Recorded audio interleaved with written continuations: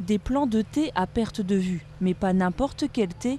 Ici au Sri Lanka, on récolte l'une des plus rares essences au monde et surtout l'une des plus chères, vendue à 1 500 $ le kilo.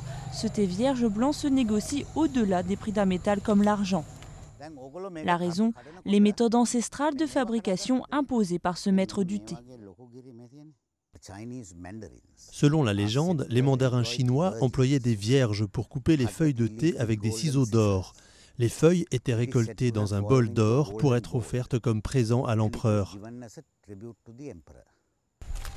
Aujourd'hui, plus question de virginité, mais ces femmes doivent obligatoirement suivre les ordres.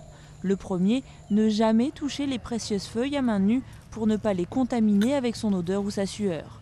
À l'aide de ces ciseaux en or, il coupe uniquement les extrémités de la plante qui sont ensuite séchées de manière naturelle. Un cueilleur normal de thé peut récolter entre 23 et 25 kilos et parfois jusqu'à 30 kilos par jour. Nous, ici, nous récoltons moins de 25 à 30 grammes par jour. Grâce à ce processus laborieux, ce thé blanc fait le délice de riches consommateurs bien au-delà des frontières du Sri Lanka, comme ici à Paris. Son atout, ses vertus thérapeutiques. Grâce à ses antioxydants, ce thé préviendrait du cancer et ralentirait le processus de vieillissement.